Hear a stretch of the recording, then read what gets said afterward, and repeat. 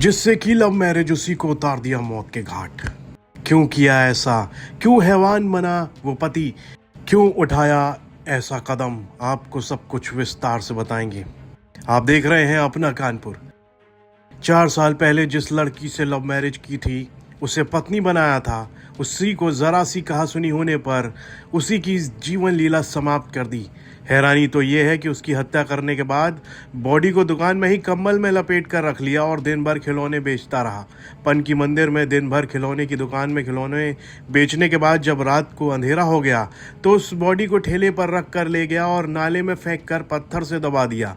Body जब फूल कर ऊपर आई तो पुलिस ने बॉडी निकाल कर उसकी पहचान कराई। उसके बाद मामले का खुलासा हुआ।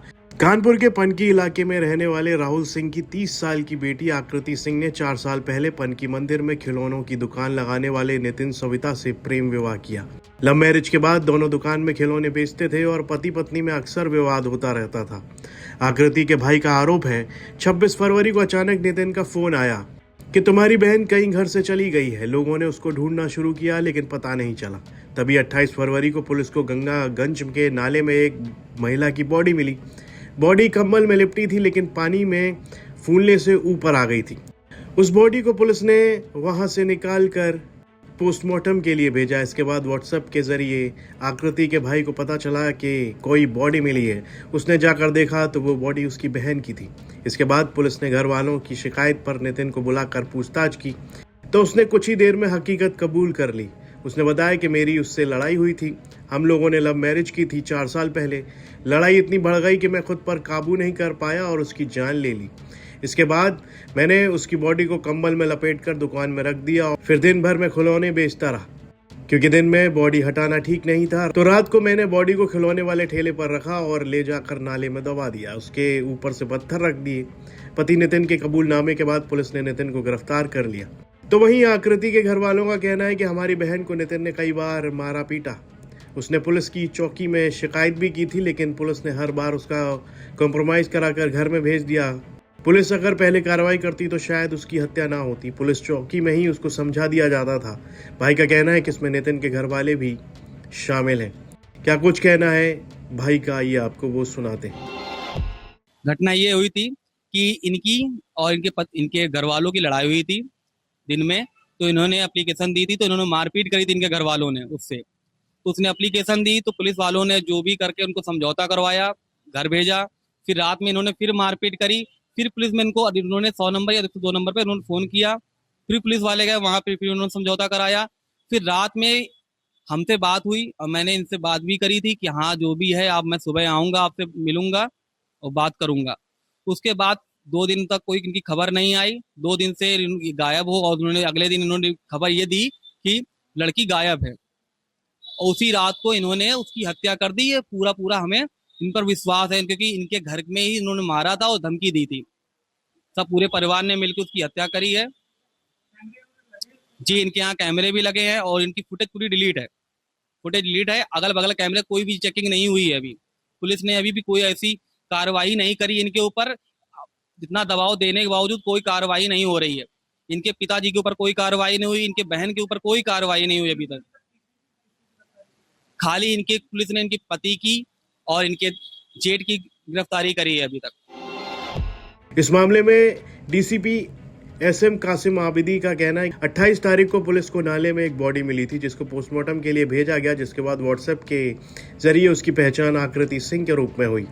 घर वालों के आरोप लगाने के बाद पति को बुलाकर पूछताछ की गई तो उसने अपनी पत्नी की हत्या की बात कबूल कर ली। उसने बताया कि 26 तारीख को उसकी पत्नी की हत्या कर दी थी। उसके बाद बॉडी को कंबल में लपेटकर 27 तारीख को उसने बॉडी को दुकान में रखा। दिन में बॉडी ठिकाने लगाने की जगह नहीं मिली। 27 को रात में उसने बॉडी ले जाकर नाले में दबा दी। क्या कुछ कहना है पुलिस अधिकारी का इस मामले में, आइए वो आपको बता दें। क्षेत्र में एक पति ने अपनी पत्नी की हत्या कर दी, क्या पता आपको प्रकरण सर? दिनांक 28 फरवरी को पनकी थाना क्षेत्र में गंगागंज के पास ये सूचना प्राप्त हुई है कि वहां पर एक नाला है और वहां पर एक महिला की बॉडी मिली है। ये सूचना पुलिस को प्राप्त होती है। तत्काल वहां पर पुलिस पहुंचती है, वहां पर फोरेंसिक्स टीम पहुंचती है और वहां पर फील्ड यूनिट पहुंचती है और बॉडी को रिकवर किया जाता है और बॉडी को पंचायतनामा भर के पोस्टमार्टम के लिए भेजा जाता है। क्योंकि बॉडी उस समय तक अननोन थी, तो प्रयास ये किया जाता है कि बॉडी की शिनाख्त हो पाए। तो व्हाट्सएप के माध्यम से और जितने सोशल मीडिया ग्रुप्स हैं सभी में वो फोटो सर्कुलेट की जाती है। अंततः बॉडी की पहचान होती है और ये महिला है, इनका नाम था आकृति उर्फ रूबी। इनकी उम्र लगभग 30 वर्ष थी और ये पनकी मंदिर में इनकी एक शॉप थी जहां पर ये काम करती थी। ये पता चलता है कि हस्बैंड वाइफ में इनके जो पति थे 2022 में इन लोगों की लव मैरिज हुई थी और इनसे अक्सर इनका विवाद होता था। जब इसके पति को बुलाया जाता है और जब उससे डिटेल में पूछताछ की जाती है तो पता ये चलता है कि 26 तारीख को रात को इन लोगों का विवाद होता है पति पत्नी का, और आवेश में आकर के पति के द्वारा ही अपनी पत्नी का गला दबा दिया जाता है और फिर उसके बाद उस बॉडी को घर में ही रखते हैं। और अगले दिन 27 तारीख को मौका देख करके रात को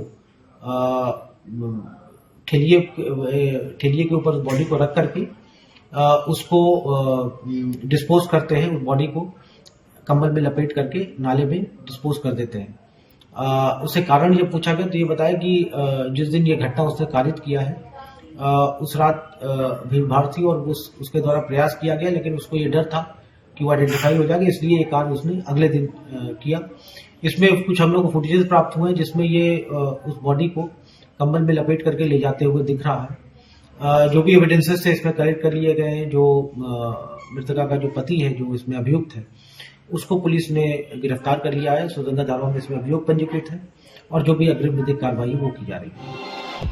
इस हत्या में सबसे हैरानी की बात यह है कि पत्नी की हत्या करने के बाद पति नितिन उसकी बॉडी को दुकान में रखकर दिन भर बच्चों के खिलौने बेचता रहा। उसे जरा भी डर नहीं हुआ कि बॉडी उसकी दुकान में ही रखी है। दुकान भी कोई बड़ी नहीं थी, एक कमरे की छोटी सी दुकान थी और रात होते ही वो बॉडी को ठेले में रखकर ठिकाने लगाने चला जाता है। फिलहाल इस मामले में पुलिस ने नितिन को गिरफ्तार कर लिया है। ये खबर हमें कानपुर से हमारे सहयोगी रंजय सिंह ने भेजी थी। इस पर आपकी क्या राय है कमेंट बॉक्स में लिखकर हमें जरूर बताएं और यूपी से जुड़ी तमाम खबरें देखने के लिए आप देखते रहिए यूपी तक। लेकिन एक स्ट्रगल की आपकी कहानी लोग सुनाते हैं कि गांव में से आपने रंगमंच शुरू किया और लखनऊ के भारतीय शाहजहांपुर में कोरोनेशन आर्ट थिएटर में मैंने प्रॉपर पढ़ाई के पहले रोज शाम को एक अमेचर अभिनेता के रूप में काम किया। हमारे कृष्ण कुमार श्रीवास्तव जी हैं जो हम लोग प्यार से कृष्णा दादा बोलते हैं, दिलीप आनंद जी हैं, जरीब मलिक आनंद जी हैं, शमीम आजाद जी हैं, महेश सक्सेना जी हैं, चंद्रमोहन महेंद्रू जी हैं, जुगनू सत्यनारायण जी हैं, सुदर्शन सलिलेश जी हैं। ऐसे बहुत सारे मित्रों की टोली है जिनके साथ में रह के हमने शाहजहांपुर में खूब रंगमंच किया। फिर उसके बाद भी सबसे अच्छी बात शाहजहांपुर मेरे लिए बहुत स्पेशल क्यों है कि शाहजहांपुर ने मुझे लखनऊ और दिल्ली और मुंबई जाने से पहले मेरी रोजी दाल चावल रोटी मुझे शाहजहांपुर में जीवन भर के लिए सेट कर दिया था। इतना समृद्ध था कलाएं। अब वो हाई स्कूल नहीं, कला की बात नहीं, हाई स्कूल पास किया, राजकीय इंटर कॉलेज गवर्नमेंट में इसमें एडमिशन लिया। एक आपके किसी पेपर में निकला कि अप्रेंटिस चाहिए, अप्रेंटिस के लिए, ओसीएफ के लिए, ऑर्डिनेंस क्लोथिंग फैक्ट्री शाहजहांपुर। तो मैंने भी फॉर्म भर दिया, उसमें 3-4 हजार बच्चों ने फॉर्म भरा, मेरा भी उसमें सिलेक्शन हो गया। तो मजाक करते करते 12वां फिर मैं प्राइवेट हो गया क्योंकि 2 सरकारी संस्थानों में एक साथ नहीं। तो भारत सरकार रक्षा मंत्रालय के अंतर्गत मैं 29वें बैच का पास आउट फौजी टेलर हूँ, जिसमें अगर मैं अभिनेता या कलाकार कुछ भी नहीं होता तो आज शाहजहांपुर में अपने बीवी बच्चों के साथ में रह के प्रॉपर मैं ये ऑर्डिनेंस क्लोथिंग फैक्ट्री की सेवा कर रहा होता और अपना गांव देख रहा होता।